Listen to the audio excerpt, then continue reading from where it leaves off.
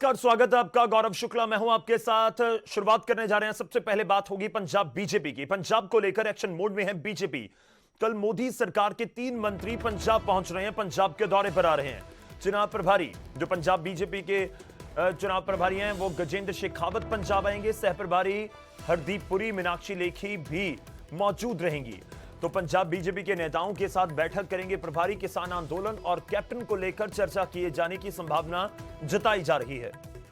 तो 2022 के इलेक्शंस को लेकर हर पार्टी इस समय फोकस कर रही है। पंजाब या जिस राज्य में भी चुनाव होने, और बीजेपी के बड़े नेता भी अब पंजाब का रुख करना शुरू कर चुके हैं। और आपको बता दें कि गुरुवार को 3 बड़े मंत्री पहुंचेंगे, हरदीप पुरी, गजेंद्र सिंह शेखावत और मीनाक्षी लेखी। ये 3 बड़े नेता पंजाब पहुंच रहे हैं और पंजाब के नेताओं के साथ इनकी बातचीत होगी, मुलाकात होगी। और आपको यह भी बता दें कि जो जानकारी मिल रही है कि 2 बड़े इस समय अहम मुद्दे हैं बीजेपी के सामने। एक किसान आंदोलन, तो दूसरा कैप्टन अमरिंदर सिंह।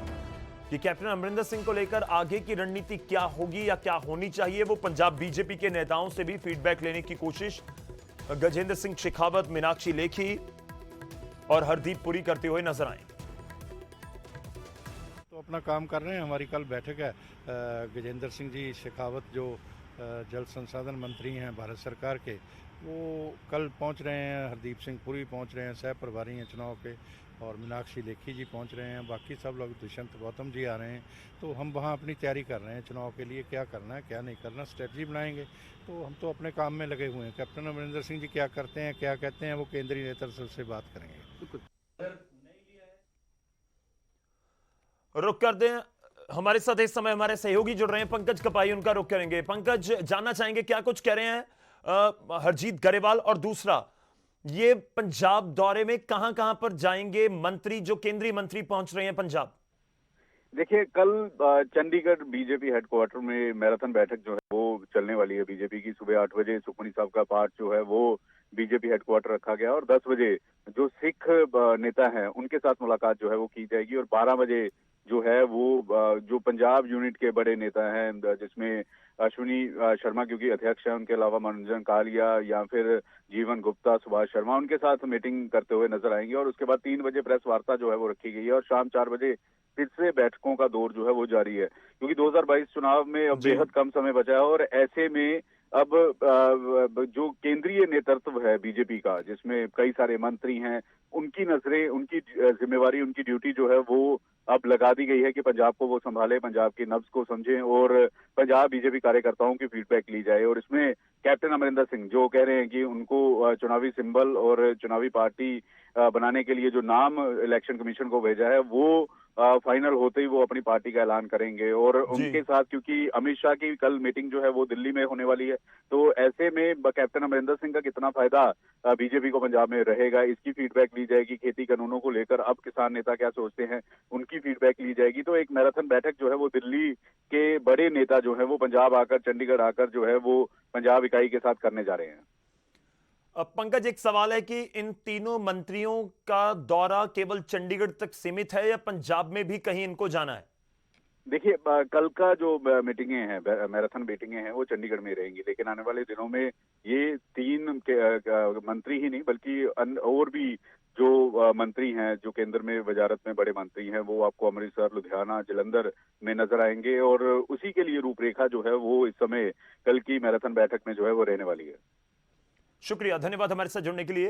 तो बड़ी खबर इस समय की हम अपने दर्शकों को बता रहे हैं कि 3 बड़े मंत्री केंद्रीय सरकार के चंडीगढ़ पहुंच रहे हैं। चंडीगढ़ में मुलाकात करेंगे वो पंजाब के जो नेता हैं उनके साथ। बीजेपी के बड़े नेता आ रहे हैं 3, गजेंद्र सिंह शेखावत, मीनाक्षी लेखी, हरदीप पुरी।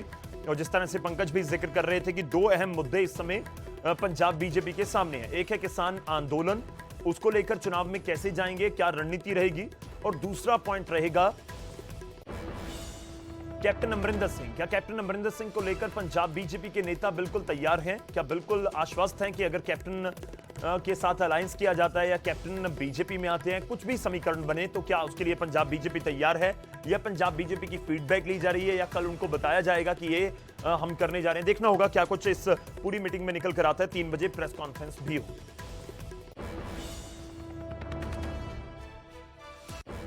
और अब बात करेंगे हरियाणा और हिमाचल में होने जा रहे उपचुनाव की। आज प्रचार उपचुनाव का थम जाएगा।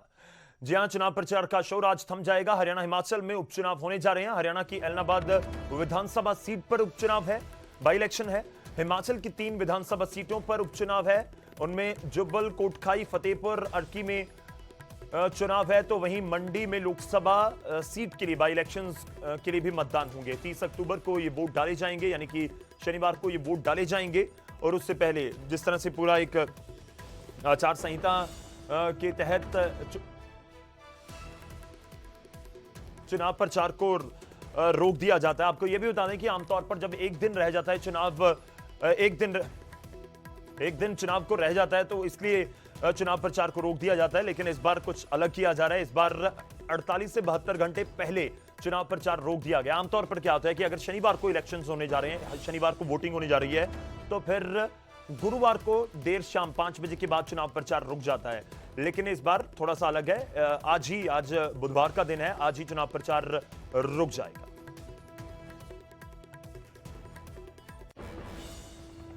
उधर इलाहाबाद उपचुनाव की बात करें तो आज प्रचार का आखिरी दिन है और राजनीतिक गलियारों में हलचल भी तेज होती हुई नजर आ रही है। चुनाव प्रचार रुकने से ठीक पहले अशोक तंवर ने इनेलो उम्मीदवार अभय चौटाला को अपना समर्थन दे दिया है। दोनों ने साझा प्रेस कॉन्फ्रेंस की और इस बात का ऐलान किया। अशोक तंवर ने कहा कि अभय चौटाला ने उन्हें अप्रोच किया था कि वे समर्थन करें। वहीं अभय चौटाला ने समर्थन के लिए अशोक तंवर का धन्यवाद किया। अशोक तंवर बड़े नेता हैं, कांग्रेस के प्रदेश अध्यक्ष रहे हैं और अब जो है अभय चौटाला के समर्थन में उतर रहे हैं। इलाहाबाद सीट पर उपचुनाव होने जा रहे हैं। कहा था कुछ दिन पहले कि भाई साहब भी इन्होंने भी हमें अप्रोच किया कि हमारा समर्थन करो। हमने तो इनको कहा था कि जो किसान के साथ है हम उसके साथ हैं मजबूती से। लेकिन एक बार पूरे हलके में घूम करके आएंगे। 6-7 दिन में घूम करके आया, सारे गांवों में मेरा पुराना ये हल्का रहा है। 8वां चुनाव में देख रहा हूँ। 2 बाई इलेक्शन, 3 विधानसभा के जनरल इलेक्शन, 3 मैंने खुद चुनाव लड़े हैं। और इसलिए सबसे पूछना भी जरूरी था। और सबसे पूछने के बाद मेजोरिटी जो है उसका मत यही था कि हमें आईएनएलडी को सपोर्ट करना चाहिए, क्योंकि उन्होंने किसानों को सपोर्ट करने का काम किया है। चलिए आगे बढ़ते हैं और अब रुक करेंगे हिमाचल का। हिमाचल में भी 3 विधानसभा सीटों पर उपचुनाव होने जा रहे हैं और आजाद प्रत्याशी चेतन बरागटा भी हुंकार भरते हुए नजर आ रहे हैं। जुब्बल, कोटखाई में उनकी तरफ से शक्ति प्रदर्शन किया गया। प्रचार थमने से ठीक पहले एक बड़ी जनसभा उनकी तरफ से की गई। बीजेपी ने चेतन बरागटा का टिकट इस बार काट दिया है। टिकट ना मिलने की वजह से नाराज चल रहे हैं और उनकी तरफ से आजाद उम्मीदवार के तौर पर हुंकार भरी गई है। और इलेक्शन बहुत नजदीक है, शनिवार को चुनाव है, उससे पहले उनकी तरफ से ये जनसभा की गई जुब्बल, कोटखाई।